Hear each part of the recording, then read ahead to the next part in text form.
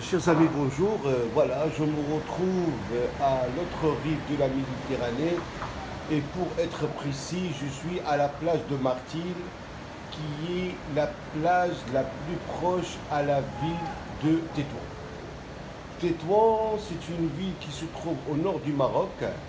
On l'appelle aussi la ville du pigeon blanc et on l'appelle aussi la fille de Grenade parce qu'il faut reconnaître que l'infrastructure de cette ville, que ce soit la vieille ville ou la nouvelle ville, il ressemble beaucoup à Grenade.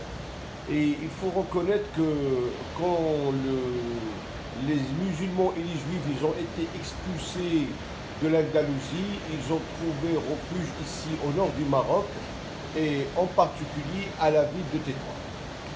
Et ben voilà, on est à la plage de Martil, qui est une plage connue par son sable fin et la mer qui est bien propre.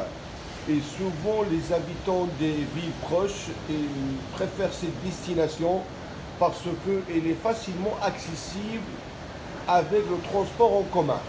Mais si jamais la famille elle est motorisée, on se retrouve souvent à Cabo Negro, qui est à quelques pas d'ici, en faisant la marche au bord de la mer. Et ben voilà, donc il faut reconnaître que c'est dans cette plage-là que j'ai appris à nager. Et comme mon père qui demeure en paix là où il est, qui était instituteur dans les écoles primaires et qui a pu finir sa carrière comme directeur des écoles primaires, à savoir dans les quelques villages marocains ici dans le royaume. Mais à la fin de sa carrière, il s'est retrouvé dans une école primaire de la Marche Verte, Madrasa al-Masira, et aussi bien Madrasa al-Malakiya, l'école royale, qui est dans la cité scolaire à côté du lycée Khadija Moumini, qui est exclusivement réservé aux filles. Et ben voilà, quand on a une vue sur la Méditerranée, ça me rappelle ce qu'il avait dit Abdelrahman Mousdoub, c'est que la jeunesse du nord du Maroc, ils sont assis sur un caillou avec une vue sur l'horizon et l'oreille sur les chaînes radio des différents pays d'Europe. Une fois qu'il y a un pays qui régularise pour les sans-papiers, alors il n'y a pas photo, on prend la bouée.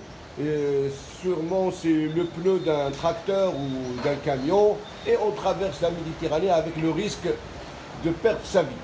Eh bien, il faut reconnaître que, mais alhamdoulilah, le jour où on a traversé la Méditerranée, il n'y avait ni le visa, ni rien du tout. La France était ouverte à tout le monde, l'Angleterre aussi, et l'Espagne aussi. Voilà, donc il faut reconnaître, alhamdoulilah, si on a traversé la Méditerranée, c'était pas pour faire la même mission qu'au Tariq ibn Ziyad, pour que l'islam arrive en Andalousie, en Espagne et aussi bien en France, parce qu'il faut reconnaître que les musulmans ils sont arrivés jusqu'à Poitiers. Hein. Voilà. C'est pour vous dire qu'il y a quelques années, quelques décennies, on a traversé la Méditerranée avec un billet de bateau et on a pris le train et on s'est retrouvé dans les amphithéâtres de la République française pour construire un avenir prospère. Voilà, histoire d'obtenir des diplômes qui nous permettent d'intégrer soit quelques ministères ici au Maroc ou bien quelques institutions. Sauf que avec l'ensemble des diplômés marocains, avec des doctorats, avec des diplômes d'ingénieurs, qui se sont retrouvés devant le Parlement marocain pour la grève de la faim, on a dit voilà, on va chercher à s'installer en Europe, dans n'importe quel pays, dans n'importe quelle ville. L'essentiel, c'est de ne pas venir ici et demander à nos parents de nous payer les besoins quotidiens de la vie. Voilà. Et alhamdoulilah, bon, aujourd'hui, je suis fier d'être un binational et je travaille dans un grand ministère comme agent de l'État. Et alhamdoulilah.